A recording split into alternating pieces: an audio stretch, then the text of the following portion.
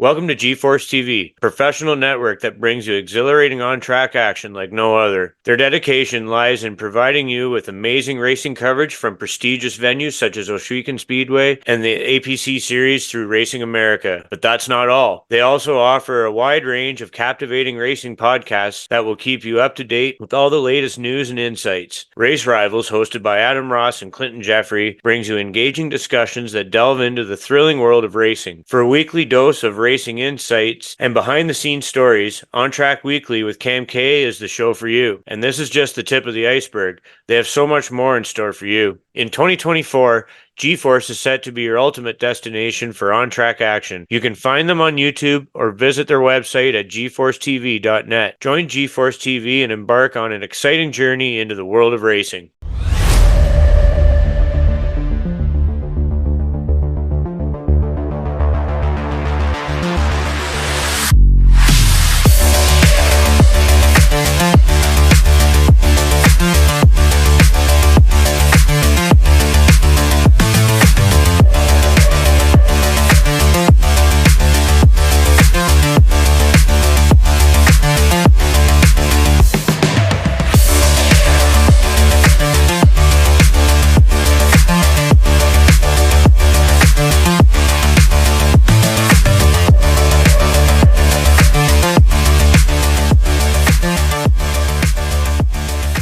Welcome back to the Stickers and Scuffs podcast. This week, Graydon Bunn and I have got a real special guest for episode 150. And we wanted to get somebody that's, pretty big in the racing community and very important. And we've got JP Josiasse from Peterborough Speedway, the owner of Peterborough Speedway, the runner operator, the Grand Pumbaa himself. How about this, JP? Welcome to the show.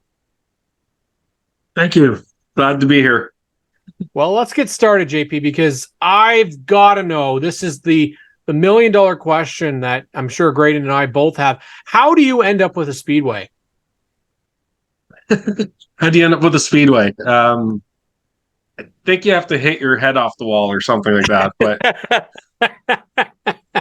But long story short, when I was racing at Peterborough, I was in college and started working in Toronto, and they had a manager. Kim Wallace had a manager running the track, and they ended up getting rid of him partway through that season. And I was like, I started asking them, are you guys looking for another manager? I just like to, I don't want to drive to Toronto. I love racing. They never bid on that. And then it came after the race season and sort of just hey, are you guys going to do this or what's going on? And he asked me, he says, ignoring the money, he says, do you want to buy the track? I said, well, if we're ignoring money, sure, I'd like to buy the track. And then he's like, well, we better figure out a way to do it. So that's basically, how that whole ball started going. So. So how long have you actually owned and been a part of Peterborough Speedway? I bought it in December of 99. Wow, I didn't know it'd been that long. Wow, okay. All right. So yeah, nice. It goes all the way back to, I'm not going to age you, JP, but it goes all the way back to when I was watching CASCAR as a kid. Perfect. Yeah. So, and it was a difficult thing to when I started with the track, obviously I was in my 20s. And then all the staff there, most people are, a lot older. So then they're like, here's this, basically in their eyes, this kid that was racing here last year, and now he's our boss. So there's some people that took really well to it, and there's other ones that didn't. So it was a challenge. I'm sure it would have it. You'd have your share of detractors, but also, that's got to be.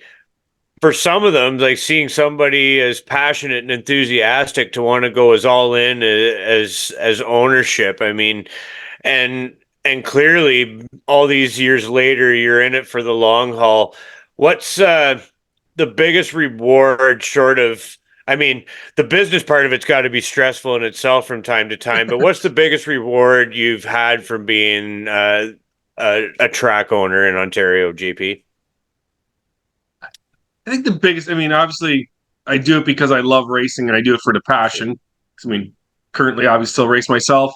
Yes. I think the biggest reward is just when shows come together, like when people recognize and people come up and talk to you, and it's like, that was an amazing, like that Autumn Colors was just, that was great. Like what you guys do here, the atmosphere, like just when people recognize what we're doing, I guess that's the biggest, it feels good. And it's just nice to know, people like, they're always like, wow, you guys are always improving, and like, one of the best menus, one of the best food concessions around, and just everything. It's that's sort of the reward, and sitting there and watching shows go off and everything. It's I mean, we think, can go on a long list, but that's sort of, well, yeah. And I think for myself, I mean, I got to see Peterborough Speedway. It became our go-to in our household, just for myself and my dad. We originally went to Mosport Speedway. That was our first track, and then we went to Peterborough, and I'm like, I'm never going out anywhere ever again. Like this is the track I want to go and see, because the show was packed, and I remember that. The biggest thing about that CASCAR event was it still holds, both of those hold the best finishes I've ever seen. The Sportsman, and now I'm working in the Ontario Sportsman because of that show at your racetrack. Okay. And I will never forget it. But I think what a lot of fans don't realize is it's not an easy thing to run a racetrack. I think a lot of people think it is, because I could just do this and this and this. Doesn't really work like that. So when officially do you get a break? Is there one as being a team owner or a track owner? Sorry. There really isn't one. It just, I mean, yes, I get a break because we decide to go, whatever, after Motorama, we leave on the Wednesday to go racing at Hickory, but there is no break. Like, I was just this afternoon on the road. Peyton was here working on scheduling, and I was on the road and working on sponsorship deals. And the one guy said, "Oh, you're starting on this. Like, when did you start on that?" And I'm like, sponsorship stuff started in September. Like, the following year starts before the current year is done. So it's just, I mean, you just have to force yourself to take a break, I guess, is the only, it's like, I really want to go see some relatives in Holland, so might go after the New Hampshire race and might go for the last 2 weeks of April. Is that a good time because the track opens in May? No, but when do you do it? So it's that was actually one of the things that during COVID opened my eyes a little bit. It's like, when we need to take days off. We need to go boating. I need to just whatever, sit at home and look at a campfire or whatever we're doing, but you can't, because it was like somebody would call and like, I want to rent the track this Sunday, and we were going to go boating or something. It's like, okay, I guess I'll do a track rent and skip the boating. But you can work out of 24 hours a day, 7 days a week, and everything is still not done. So you just gotta, like, there's a lot of people when we're running. I have 47 people on staff. Nice. Currently in the winter, there's 2 of us full-time with 1 part-time. But you just, and I guess the most relaxing time normally is race night. Because if everything you put together is correct, then you get to sit back and sort of ride through it. You've already said you're no stranger to racing. You're a racer yourself. What ignited that passion? You said you were racing in college. So when did it start for you? How early in life, JP? So my parents told me it started really early, that when I was like 7 years old, something in whatever, I don't know, 7 years old, maybe it's grade 1. I have no clue. Kindergarten, whatever it is. Back in the day. I drew a picture and said that I wanted to be a buggy racer when I grew up. So my parents always remind me, show me that picture, like, you did this back when you were 7. So my dad's always loved racing, taking me to the races and stuff. And then somewhere along the way, worked at a gas station during the summers at Anoka, and they were racing Thunder cars. Oh, yeah. And then I was like, yeah, I got to try it. So I bought a Cutlass from local wrecker here, and then bought a roll cage from Barry Douglas, who used to race late model at Peterborough, 33 car, and put it in there and tried it and did a bunch of changes for the second year. We almost won the championship in 94, missed it by 3 points in the Thunder car. And then I took like OSAP and bought a late model and went from there.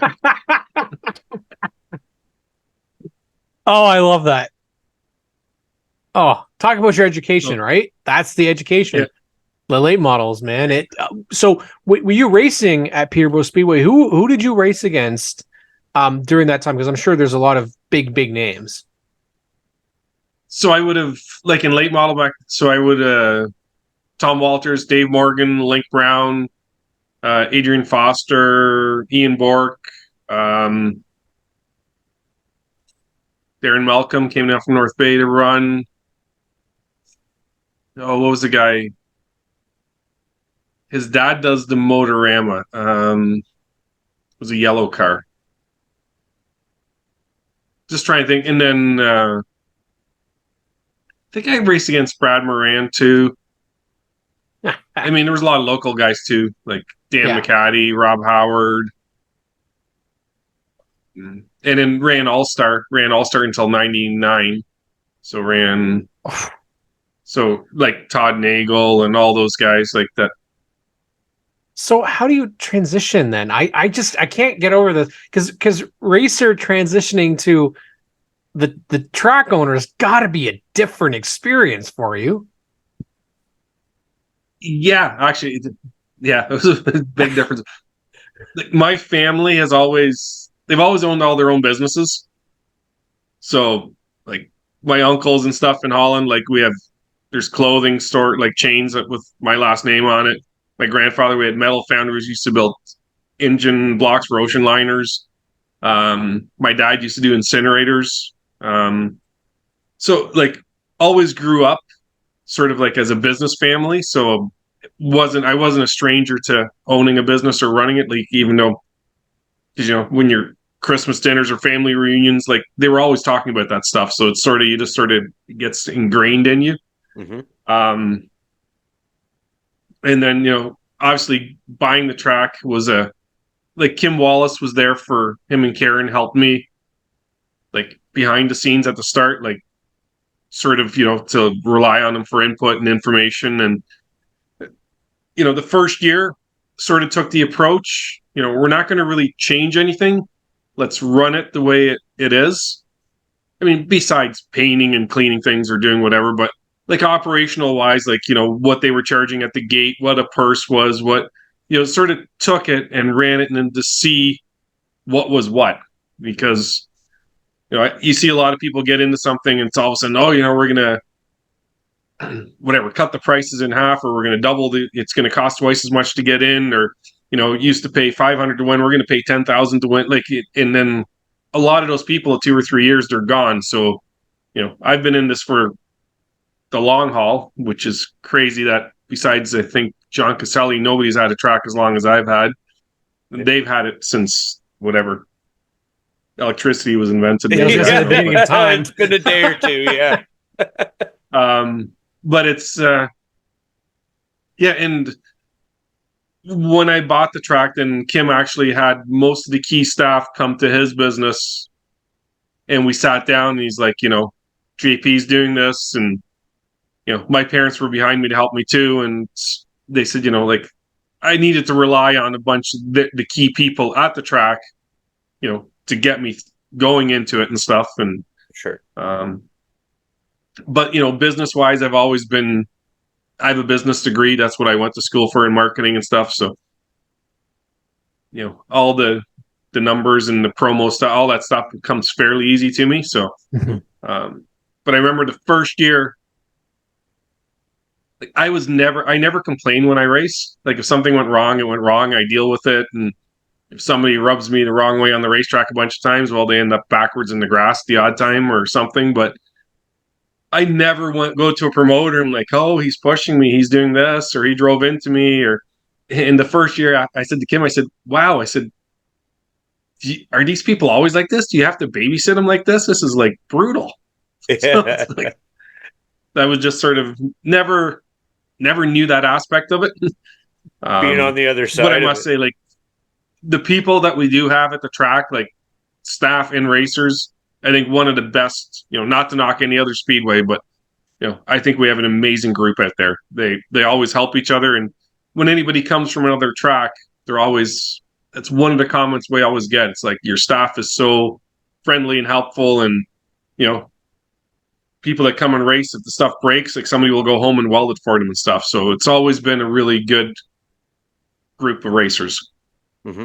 We've definitely, and there's always the odd bad apple in it, but yeah, we've definitely experienced that. We've been lucky to know Brendan Feeney for several seasons now, and he's the one that kind of forced me up into the tower for the OSS race, and got to call that with Charlie, and then you were in there as well. And talk about pressure, having the track owner in front of you while you're doing your announcing debut. But you've had obviously Charlie there, and you've got Ben there now, who's doing an amazing job. He's got a lot of potential there. I think they're fantastic.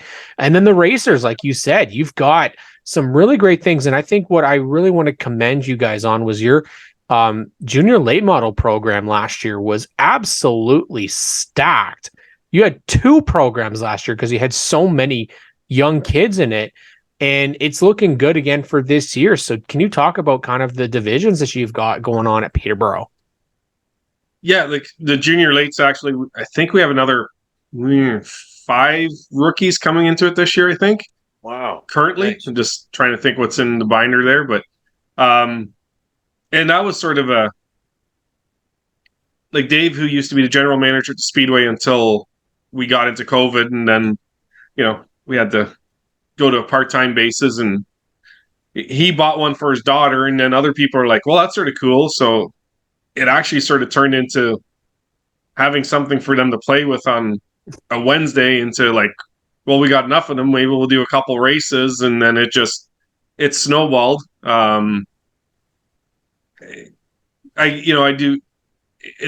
It's weird. I get flack from some of the fans because of it, because they're not the most exciting thing to watch. Sorry, they were way more exciting when the parents had radios and they were taking each other out. But once we took that away, I mean, they're not as fast. It's not a super late model. They're still crazy fast. Yeah. But it's, the hardcore fans that love watching a V8 go around, here's a Honda. Like, it's not. Yeah, it's a bit of a departure. But I had the same, like, with the Renegade trucks for the longest time. It's like, oh, there's only 3 of them. Like, you need to get rid of them. Like, I don't want to watch this. And I always tell people, if there's something you don't want to watch, go buy a hamburger at that time. Like, that's your time to go to the food booth. Mm-hmm. And now the trucks, like 12, 14 trucks, like, it's become a solid class. Mm-hmm. But like, people have to understand, I always say, like, we need to start, you need kids to start racing. Like, who's going to hop into a late model down the road, or a super stock, or a truck, if we don't start them as kids?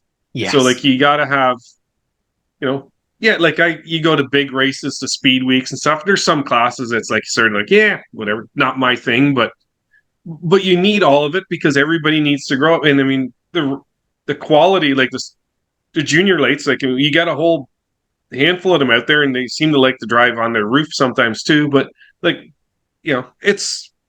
they put on some great racing. Yeah.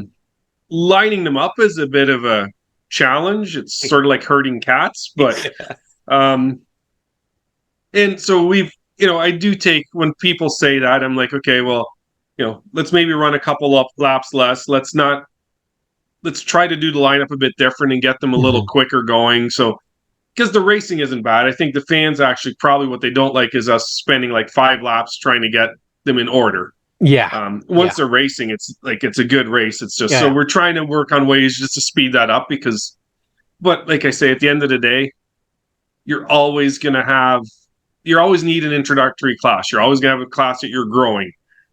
So, you're not going to always, like every part that we put on in the show, but there's going to be tons of stuff that you do like. And then besides that, we have our bone stocks, the mini stocks, super stocks, the Renegade trucks, late models, and then legends we have 5 times this year. And then the Outlaw midgets come, Oscar comes, APC. So and we try to always mix it up so that, you're always getting something different every night. We're trying a couple new things in August 17th. We're going to try a couple different things that we're going to be releasing in a little while here. So just to mix it up a bit, trying to. I like that. That's a tease. Yeah. I like that. That's why he's on here, folks, giving us the big scoop. Obviously, there's always, this is going to be kind of a stacked question, but JP, what is the hardest thing from back when you were 99 to now? What do you think? What's changed? I know there's probably been a lot, but as a track owner, how is it to try and get people out to the racetrack, get racers, to get partnerships?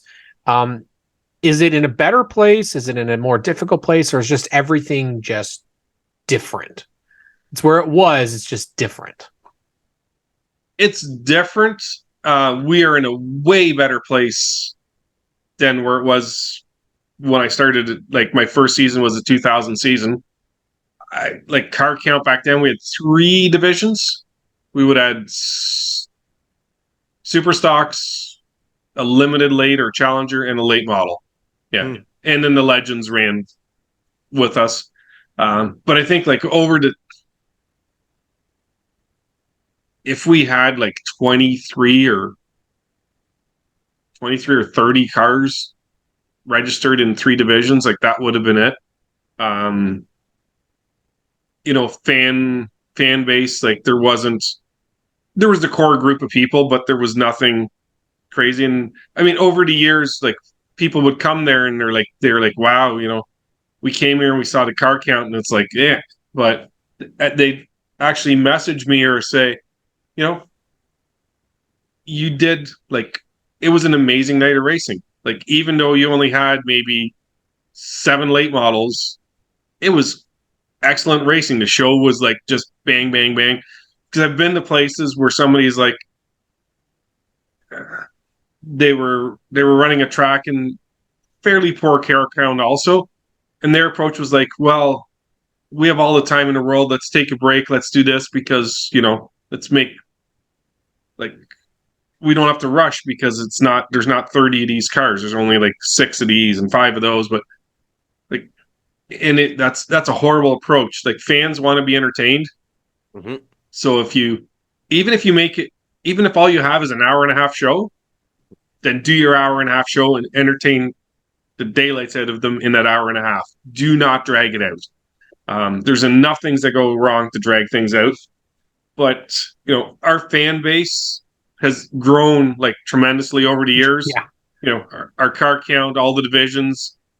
And it's people over the years have come, and it's it's out of Mossport, Kawartha, and myself, there's people with budgets of millions of dollars running against me, and I'm the one that pulled through it.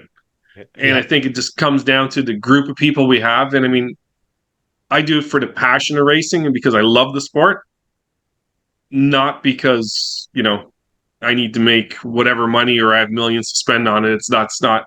So I think when you do it because you love something, it shows, and that's what'll, climb to the top anyway. But it's changed a lot. And, sponsors over the years, that has grown tremendously, the support we have. I mean, it's not all done yet, but I mean, last year, every division was sponsored. Victory Lane is sponsored, Starter Stand sponsored, Rescue Cruise sponsored, Tech Lane is sponsored.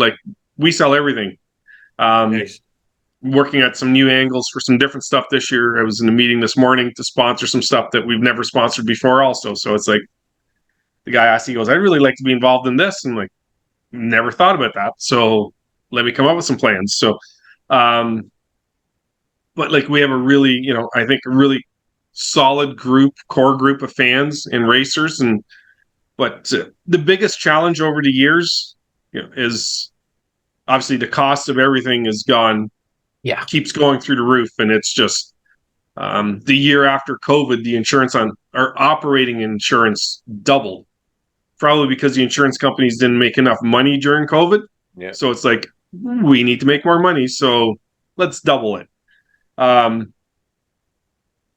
The biggest disappointment and waste of money and time in all those years has been government stuff. Neighbors like trying to file a lawsuit against me for camping at the Autumn Colors. We ended up in I think 5-year in Superior Court, 5 years, and about $100,000 lawyer bill on that one. Things like that, just that's hard. Some days that's hard. That gets you down because it's like, people are like, oh, why didn't you do this or she do that? And they're like, do you have any clue? I just spent $100,000 so a camper can park at the Autumn Colors. Yeah. Just because the neighbors were upset saying we shouldn't do it. So that is, out of all the things, the negative part is, waste of money like that, lawsuits or stupid things with government over stupid regulations. I mean, you have to do the right things. I mean, everything has to, like, obviously we do our fire inspections and everything's safe and liquor licenses and all that. I mean, there's regulations that you need to follow, but then there's, to say that the camping shouldn't happen because we weren't zoned for it. Well, we predated the bylaws and we were zoned for it, but then you end up with a township and neighbors.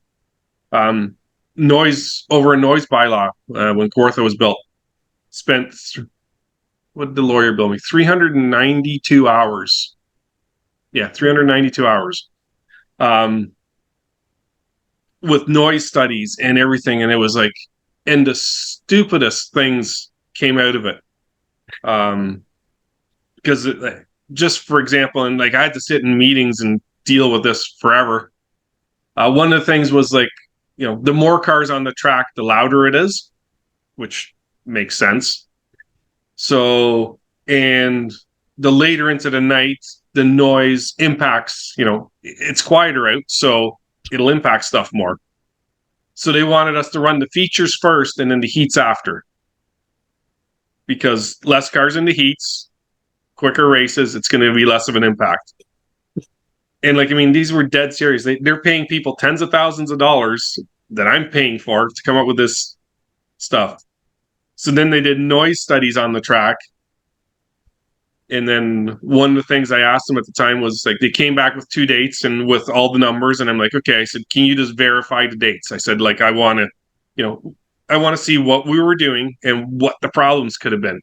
Yeah. So the one with the loudest noises was, I don't know what date it was somewhere in August. And I'm like, went to the township meeting. I'm like, they're like, okay, so what, where are we going with this? And I'm like, well, I said, from your study, we don't have a problem. And they're like, well, what do you mean? I said, well, so let's pick August the 6th was a Saturday, whatever it was. I said, obviously that there's the loudest day that you recorded. And they're like, yes, what were you doing? I said, we were rained out and closed. And then they're like, oh, well, we must have the dates wrong. I'm like, no. I said, I sent you emails here. I have confirmation. Because I knew exactly where I was going with it. Yeah. I said, I have all this. And then, so it just, and it turned into, and then, even with the township, like there was a lot of things that were rigged and different things over years that we had to overcome. That has been over those 24 years of running this place. Mm-hmm. It was discouraging a lot of times. Nowadays, great relationship with the township. Like when we went for the liquor license, sat down in the boardroom with 5 people there from the township, and they're like, and the people that had worked with me in the past are like, hey, JP he always is going to do what he says he's going to do. Says we need to work with him. How do we make it grow? So, Good. It's a You know, in tourist the long run, attraction. As I think it's the biggest misconception that townships are against racetracks when they bring people to the town. They bring people in on a regular basis. And guess what? Us race fans, we tend to, go for food or go for a coffee or go for something prior to the race. So there's people that are staying over, there's people that'll book hotels. Like, it does a big thing for townships. And unfortunately, it seems to be like the never-ending story is people bitching about noise and people bitching about this and people bitching about that, when they always look at the negatives, but think about the positive. And definitely we're so glad that Peterborough is still out there. I mean, we've both got the opportunity the last couple of years to go to Autumn Colors. I think you might have a problem, JP, because I don't think you have enough seating for Autumn Colors. Because, well, this year we'll ignore what happened this year. We don't think about this year because it was a tough deal. But the last couple of years we've been there, there's been no chance to get a seat because people friggin' love Autumn Colors. And I think that both of us can agree it is by far one of the best shows in racing in general. Well done for that whole program. I wanted to see it when I was a kid, never got to see it. And now I've got the opportunity, and I wish almost every week was like Autumn Colors, because that's my type of day, stacked from top to bottom, all day of racing. And now you were also on GeForce TV this past year, which made it even better because I could rewatch it. So talk about Autumn Colors. Yeah, I don't want to do it every week because I don't think we'd all be dead, but that's besides the point. Autumn Colors is, so Kim Wallace started it in 93, was the first running of the Autumn Colors. So that would make the eighth running, the first one I did. We are now, we're just working on the schedule. So we're going to the 31st this year. Should have been the 32nd because we skipped one during COVID. And it's an animal that every year it's like, how do you make it better? How do you make it? But we always seem to come up with a way to grow it and make it better. And it's funny, like a lot of people, we started doing the live music on the Friday nights, and now we have a pit party on the Thursday night. And it's funny, some of the old school promoters or stuff, they're like, "What? Why are you doing the music? You're not charging for it. Like, it's a waste of money." But the Autumn Colors it's an event. There's people, and what really sort of made me think about it, or sort of sunk it home, was during COVID when we didn't have the Autumn Colors in 2020, because it was just like, we looked at it and it was like we couldn't do the event any justice under the regulations we have to run at. And I'm like, I don't want somebody going, well, we went to the Autumn Colors, there was 100 people in the stands and there was this many cars, because I think that's what we were allowed that year, was 100 fans. And cars had to be so far. So it's like we skipped it. But then on social media, there was people in their mid-20s, they're like, what are we going to do for Thanksgiving? All they'd ever known is the Autumn Colors, because they had, 31 years of Autumn Colors, and they're in their mid-20s. They were born into the Autumn Colors. They always, and it was sort of weird. You never thought of it like that. I've been to every Autumn Colors that has ever existed. I've either raced at it, watched, or ran it. So I've been to I've never missed one to date. This year, the first time in 30 years, we ended up having to move to the following weekend. And, it's amazing. You get, there's a lot of keyboard warriors when the thing goes sideways. But and I tell people, if it's calling for rain on Sunday of the Daytona 500, they don't cancel you go up to the 500. The people sit in those stands and you try to, we open on Wednesday, we start parking, we start teching Thursday, and you just have to go with it. And, because people would email me or call me and they're like, well, what are you doing? What's the new schedule? I'm like, call me Monday night. I'll let you know.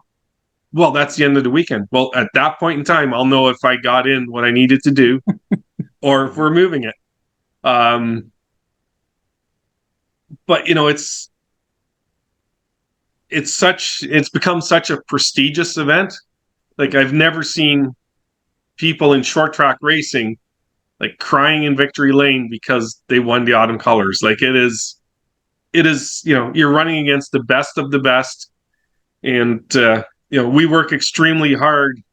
The staff works, I mean, it's endless hours. It's just phenomenal workload to put that together. And, plan, like, we look every year, like, at all, like, how long did the heat races take? Like, because we're normally pretty close on schedule. Like, if you follow what I set out, if things go, like, we'll lose, we'll gain back up and stuff, but I know pretty close to when we can pull it off.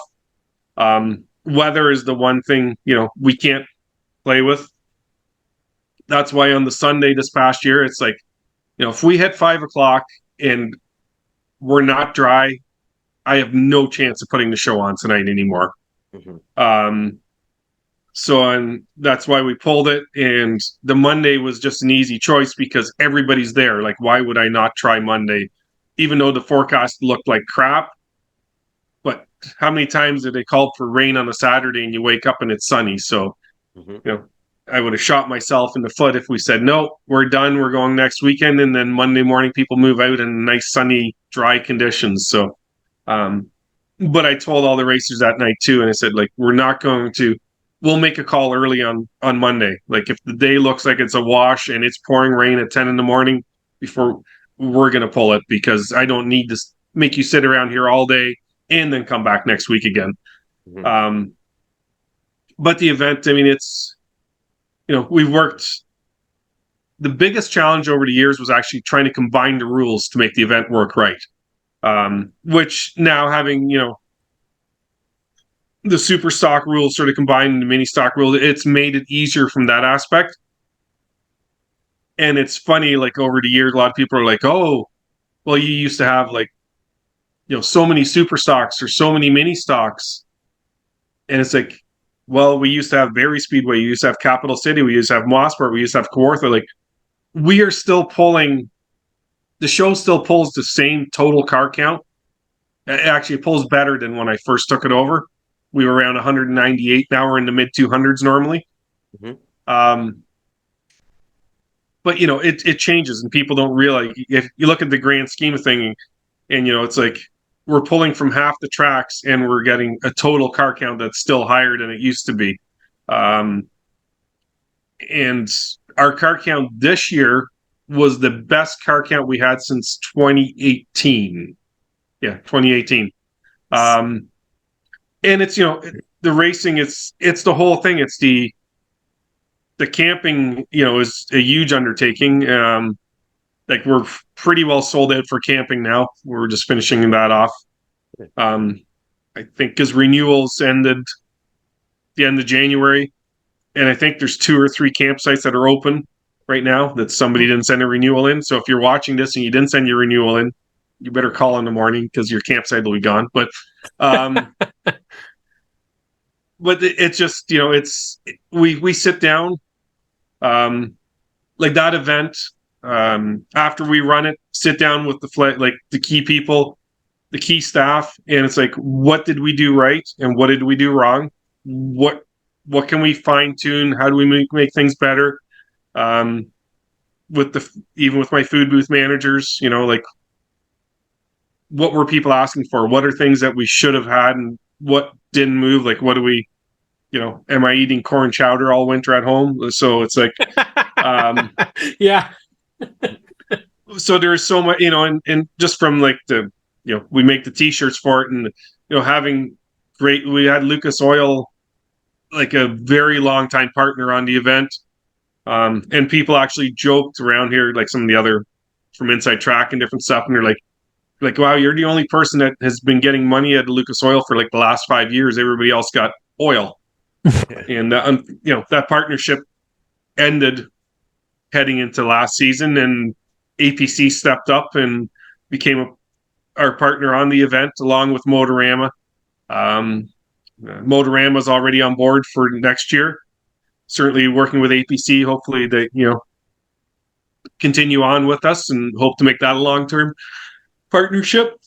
Excuse me. But it's, we're always, it's an event that you work on all year. Like there's a checklist that's laying beside me here that is a 12-week checklist heading into the colors of things that have to happen, 12 weeks out, 11 weeks out, 10 weeks out. There's so many logistics and there's so much planning to it. And when when everything falls into place, like, it works well and people have a great time and they enjoy it and stuff. And, it's over the years, things have gone wrong, like from toilets backing up to the water system not, like now there's a water truck that pumps. We have like backup tanks. We pump water in, like just things that just to keep everything going and just to have, the fan experience as smooth as, and just, and I always, when we sit down with my staff before we start that event, it's like try to drill into their heads that, it's for some people, this is their week vacation. This is their holiday they get. And they're choosing us for their holiday. Mm-hmm. So I said, we need to make their experience as good as possible. Like that doesn't mean if somebody loses their mind and stuff that we have to take the abuse, but let's make them, it's their entertainment. Let's make it as, and that's, I think those are keys, like the staff, the people that work with it and how we treat people and everything is what makes that event what it is. You can't just, and it's funny, like over the years, like last year, we put a whole bunch of money, I think from 5th on down into all the purses. And we did a bit 2 years before that or a year before that. But I never advertised that either because people do not come to the autumn colors for the payout. Mm-hmm. I mean, obviously, if I decide to pay $10 instead of $5,000 or $10,000, whatever the late model is to race to win, that'll have an impact. But I want people to come there because of the event, not because you are now going to take home $100 to start in a mini stock race instead of $50. That's not what the event is about. That's not what racing's about. It's the whole experience and how you're treated. And I think that just, that's with my team that we have. That's what has made this event what it is. And who knows where it'll be in another 20 years from now. But, and I thought, this year with the 30th anniversary, that the GeForce thing was it was time to just showcase the event. Like, how do we put it out there to the people and let them see what it's about? Oh, yeah. JP, you wear so many hats in the racing industry, from fan to competitor to track ownership, and I think that makes you an asset to the industry in terms of, and the fact that you've been at the position at Peterborough Speedway for so long that you are able to be a great barometer of the different trends as you've described here so far. That I mean, every track can do that, but I mean, you're one guy that's seen it all through every sort of economic trend and every sort of weather event for every sort of racing season. You do these unique promotions like the carload deals for bringing fans in to get people in the seats. For people to kind of take notes on how to do things right, I think you're a good guy to look at, and we can't thank you enough for sharing a bunch of that with us. Yeah, no, I've always sort of thought out of the box, I guess, like not, like for the 45th anniversary Speedway, we did free admission for opening night. And yeah, awesome. The craziest thing with that is most of the time, like my gut feeling tells me this is the way it's going to go. But it's sometimes hard to do that and make that step. For sure. My gut feeling is it was going to be a big success. And up to that point, opening night had never made money. Mm-hmm. You might break even, maybe you're ahead $100 or you're down, but it's normal. It's early in the year, could be cold out. It's whatever. It's not.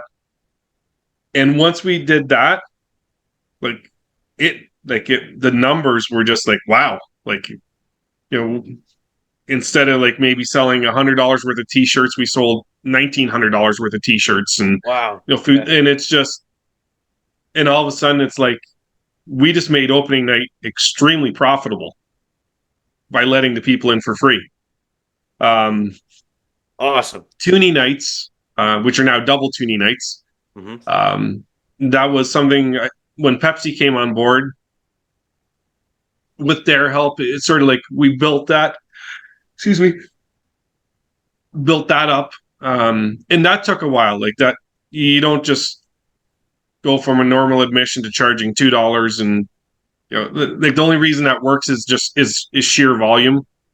Your food concessions have to be able to handle that volume. You have, your beer garden, whatever you're doing, you have to be able to handle the volume, because if you can't take advantage of the volume, those events never work. But it's sort of like we were doing 2 radio stations. Sorry, we were doing country and we were doing the Wolf at the time. Oh, excuse me. Track owner, guys. Right? It's not a Pepsi product. So we did. I think I was spending 20 or 30,000 on the Wolf a year, roughly, and it was like, let's pull that and let's put that into Toonie nights. Because it costs a lot of money to get new people to a racetrack, and I've never had anybody come to the track that had never been there before and tell me, well, that was awful. Like anybody that's never been to Peterborough and they come there and like, that was a really cool night. That was a fun night. So it's like, let's put advertising money into Toonie nights. So Toonie nights didn't start off as to make money, but they started off to build awareness for the Speedway. So, that if you bring in 2,000 or 3,000 people on a Toonie night, hopefully at the end of the year, maybe you have 100 extra fans because of that. Yeah. So it's, you always have to, because it's funny, and, we have track promoter meetings and you sit down with John Caselli and stuff. I mean, who's done it, they've had that track for 52 years, I think he said the other day. I mean, and hats off to him for sticking with it and doing that with Flamborough, like amazing. But it's funny, like they don't see that aspect. They're like, oh, he said one time, he says, why do you do all that stuff? He says, you just lose money all year and then you have the autumn colors to make your money. It's like, no, I said, that's not how this game is played. Like that, everything we do is geared, like the whole picture. Like the autumn colors, it can rain, and it did rain. Like, if you can't bank your year on one show. But you have to do things. Just because it was done this way doesn't mean it needs to be done that way next year. But I also find a lot of people don't. You need to stick with stuff. Like if you're going to try something, like when we started the trucks and everybody for 5 years are like, this is the stupidest thing. Why are you doing the trucks? Now we have a division, like a strong division, for the last 5 or 6 years. Same with, I think, mini stocks. We started mini stocks here, way back in early 2000s. And then all of a sudden we ended up with like 30 or plus mini stocks. And all of a sudden, Mosport's like, we should do mini stocks. And then Sunset's like, we should do mini stocks. So, it always, I guess, which is a form of whatever, flattery or whatever. Like if they're copying you, it's a good thing. But you just have to be willing to take chances, but stick with it. You can't, I see tracks that'll try something and it doesn't work. And then next year they'll try something different.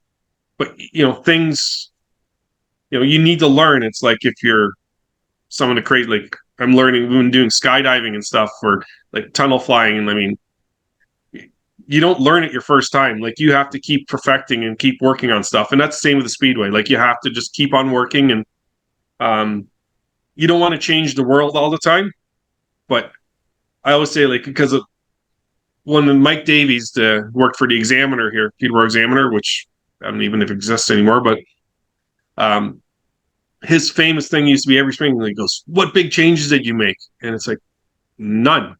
I said, but we made 100 little changes that are going to equate to one big change.